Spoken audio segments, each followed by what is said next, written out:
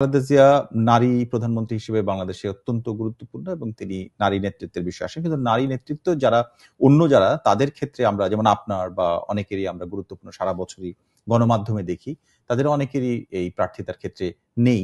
এটির আসলে কোনো বোঝাপড়াটা এরকম কিনা যে আ উম সংরক্ষিত নারী আসন বলে যে বিষয় আছে দেখেন, এটা যদি আপনি যে কথাটা বললেন একজন পুরুষের দৃষ্টিকোণ থেকে আপনি বলতেই পারেন।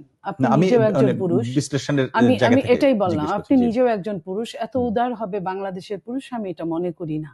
আচ্ছা। এটা বলতে পারেন অনেকটা ওই যে চুন খেয়ে মুখ পুড়লে দই দেখেও ভয় করে। আপনি মনে করেন যে মানুষগুলো নমিনেশন পেয়েছে আমি তাদেরকে নারী হিসেবে দেখি না। এই কারণে দেখি না, ওই সংসারগুলোতে যদি সাফিসিয়েন্ট পুরুষ থাকতো, অ্যাডাল্ট পুরুষ থাকতো, এই নারীরা নমিনেশন পেত না। তো এইখানে অ্যাডাল্ট পুরুষের অভাব ছিল বলেই তারা প্রতিনিধিত্ব করছে, তারা নারীর প্রতিনিধিত্ব করছে না। এখানে কোটার উপরে কোটা, আপনি 5% নারী কোটা আমরা এই সংস্কারের কাছে শুনতে পেরেছিলাম, সেটা একটা কোটা। তার উপর আরেকটা কোটা হচ্ছে আপনার যে মন্ত্রী মিনিস্টারের সন্তান অথবা ওয়াইফ, যেখানে পুরুষ নাই বা থাকলেও ছোট আছে। তো সেইখানে আমি এদেরকে একজনকেও নারী হিসেবে ধরি না, যে যারাই আসছে একজনকেও আমি ধরি না। তো সেইখানে আমাদের যে আক্ষেপটা, সেটা 2025 সাল বাংলাদেশে অনেক যুদ্ধ হয়েছে, ছোট ছোট যুদ্ধ, বড় বড় যুদ্ধ। আপনার 52 থেকে শুরু করে 71, সেখানেও নারীরা সামনের কাতারে ছিল, সেখানে মূল্যায়ন পায় না। আমি 52 বলছি মানে অনেক, আমার মায়ের চেয়েও আগে। আবার আপনার 71 বা 71-এর সময় আমার মা তখন যুবতী, তখনকার কথাও বলছি। আবার তারপরে 90 বলেন, আমরা আরো এই যে এখন বলেন 2024 নারীরা কিন্তু সামনের কাতারে হিউজ পরিমাণ ছিল, হিউজ।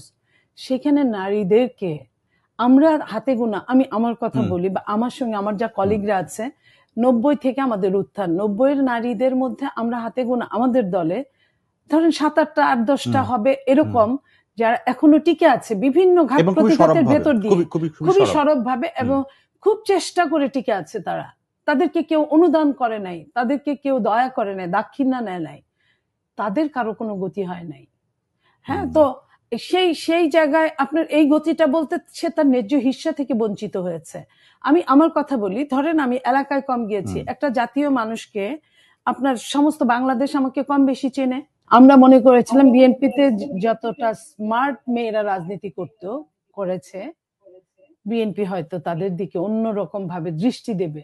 কিন্তু আমরা গতানুগতিক গতিকের বাইরে, একজন বাবা যেমন বাবা হয়ে উঠতে পেরেছে, এখন নারীদের দিকে আমরা যখন তাকাই যে নারীদের পড়াশোনা অর্ধেক পুরুষের চেয়ে অনেক জায়গায় বেশি নারীরা পড়ে, এটা কিন্তু বাবার অবদান, মায়ের পাশাপাশি।